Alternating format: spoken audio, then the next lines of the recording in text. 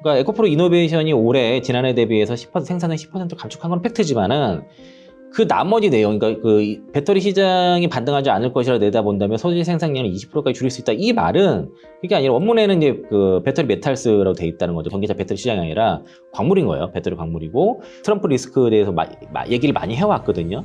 리스크 별로 없다라는 말씀 드리고 싶었는데 그러니까 그 땡심은 트럼프 리스크에 대한 언급이 너무 과도하다는 거죠. 우려가 너무 과도하다는 건데 트럼프 리스크 언급이 지금 사라지고 있습니다. 지금 벌써 리포트에 안 나와요. 그동안 매주 나왔던 얘기가 이 워딩이 사라졌습니다. 그 이유가 자, 이어서 이제 부장님에게 조금 또 질문을 좀 드려볼 텐데, 최근에 2차 전지가 아무래도 뭐 분위기가 썩 좋지 않다 보니까 뭐 가짜 뉴스도 굉장히 많이 등장을 하고 있습니다. 최근에 나온 가짜 뉴스 중에서 에코프로 이노베이션이 전기차 시장 둔화에 따라서 이 배터리 소재 생산량을 20% 정도 감축할 것이다. 이렇게 한 국내 언론사가 보도를 했는데, 이게 보니까 이제 블룸버그 기사를 또 오역한 거다 이렇게 이야기가 되고 있어가지고 실제로 블룸버그 기사의 원문하고 실제 나왔던 그 기사 이걸 좀 비교해 가면서 좀 보시면은 좀 도움이 될 것 같아서 우리 이창훈 부장님이 또 자세히 설명을 해드리도록 하겠습니다. 그러니까 2차전 쪽에서 좀 뭐 의도하지 않았던 간에 잠깐 가짜뉴스 좀 나오는데 요게 그 비즈니스 포스트에서 나왔던 내용이 제목이 이렇습니다. 에코프로 이노베이션 김윤태 그 대표입니다. 김윤 대표님이 내년 2분기까지 전기차 반등 못해 배터리 소재 생산 20% 감축 이게 워딩 타이틀이 이렇게 갔거든요. 그런데 여기 이제 그 내용을 보면은, 그러니까 에코프 이노베이션이 전기 시장 둔화에 따라서 전기차 배터리 핵심 소재 생산량을 20%까지 감축할 거라고 밝혔다. 이렇게 이제 에코프로 이노베이션이 향후에 그럼 20%면은 80% 감축한다는 얘기가 되거든요. 그리고 여기 보면은 2025년 2분기까지 전기차 배터리 시장이 반등하지 않을 것으로 내다본다며 소재 생산량을 20%까지 줄일 수 있다라고 말했다고 했고요. 근데 이상한 거는 아래 보면은 그러니까 에코프로 이노베이션이 올해 전기차 수요 둔화에 따라서 핵심 소재인 수산화 리튬의 생산량을 전년 대비 10% 감축하기로 했다. 그러니까 요 크게 두 가지예요. 그러니까 올해는 10% 감축하고 향후에 4분의 1까지 80%까지 감축할 수 있다는 말인데 요게 그 원문입니다. 요게. 근데 이것도 사실 한국 분이 작성을 한 겁니다. 이 기사도.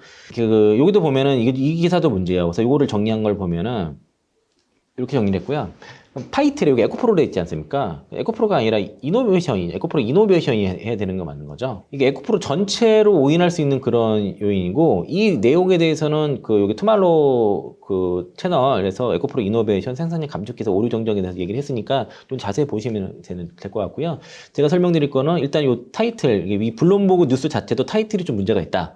그러니까 에코프로 이노베이션으로 했어야 되는데 에코프로를 했다. 이것이 문제가 있고, 리파이너라는 이 말을 좀 잘 보셔야 되는 게, 리파이너라는 것들이 어쨌든 그 가공 정제하는 거지 않습니까? 그러니까 에코프로 이노베이션이 하는 게 탄산 리튬을 수산화 리튬으로 컨버전하는 사업을 주로 하기 때문에 리파이너라고 얘기를 한 것이고요. 그래서 리파이너 에코프로 이노베이션 여기가 이제 전년 대비 10% 감축한 게 요 워딩이에요.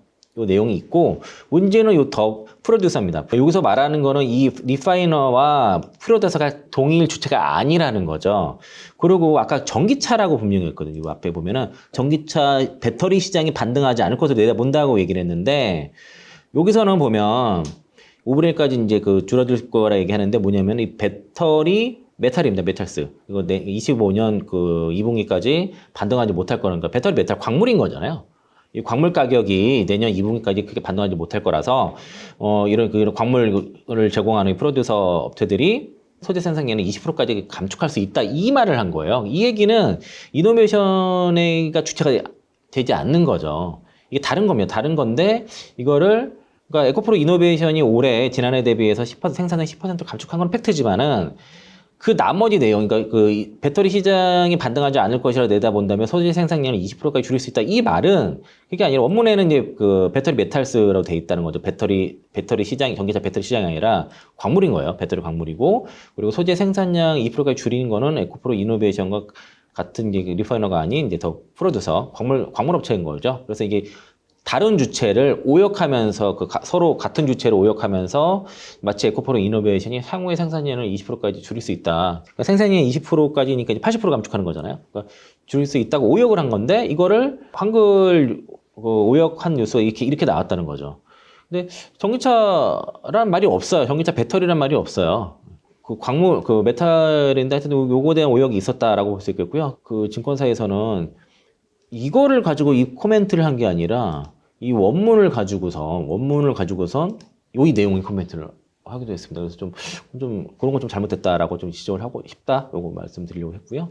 요게 이제 추가적으로 제가 이제 그 바이든 대통령과 트럼프 간의 어떤 그 지지율에 대해서 제가 되게 트럼프 리스크에 대해서 얘기를 많이 해왔거든요. 리스크 별로 없다라는 말씀 드리고 싶었는데, 그러니까 그 땡심은 트럼프 리스크에 대한 언급이 너무 과도하다는 거죠. 우려가 너무 과도하다는 건데, 최근에 바이든 대통령이 지지율이 올라가면서 트럼프 리스크 언급이 지금 사라지고 있습니다. 지금 벌써 리포트에 안 나와요. 맞습니다. 그동안 매주 나왔던 얘기가 이 워딩이 사라졌습니다.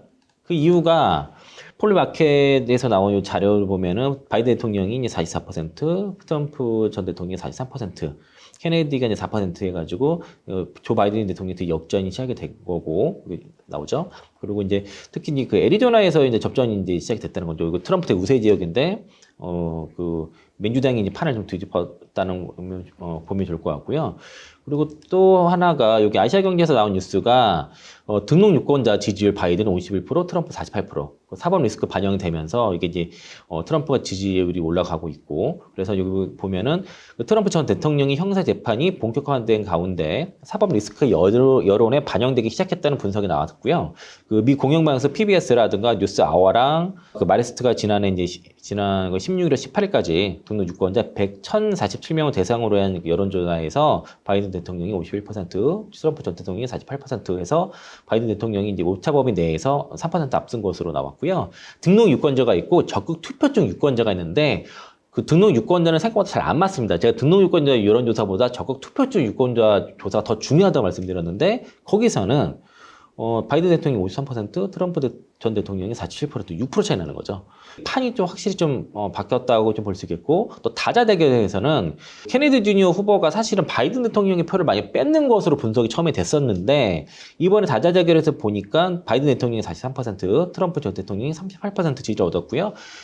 케네디 주니어 후보가 무려 14%를 얻었습니다. 그런데 이 케네디 주니어 후보가 트럼프 전 대통령의 표를 더 많이 뺏은 것으로 나타났습니다. 그래서 이제 케네디 주니어의 후보의 24% 지지율을 파악을 해보니까 민주당 의원이 한 18%, 그 안에 이제 공화당은 10%, 무당파에서 27% 지지를 얻었다는 것이죠. 그전에는 그러니까 케네디의 지지율이 올라갔을 때 트럼프 되게 좋아했었거든요. 근데 지금 오히려 지금 반대 상황이 벌어져서 오히려 이게 트럼프의 악재가 됐다라고 좀 볼 수 있겠고요. 그리고 이제 여기 이제 지금 형사 재판이 시작이 되고 있습니다. 여기 이제 성추문 사건에 대해서 증인들이 이렇게 나왔고요. 이분이 그 트럼프 전 대통령을 되게 많이 변호했던 그 변호사고요. 그리고 이분이 그분입니다. 그 성추문이 문제됐던 분. 그러니까 결국에는 이런 이제 조사가 되면서 그 성추문 입막음에 대해 위해서 회사 돈을 불법으로 사용한 의혹에 관한 재판인 거거든 이게. 그래서 거기에 대해서 트럼프한테 지금 불리한 직원들이 나타나고 있고, 그리고 트럼프 여기에 대해서 정치가 박해라고 주장하고 있지만은 여론이 안 좋게 흘러가고 있습니다. 최근에 그 MBC 방송 여론조사에서 응답자 절반은 트럼프가 다른 사람들과 동일한 대우를 받고 있다며 불공정하다는 주장에 대해서 의문을 제기했다.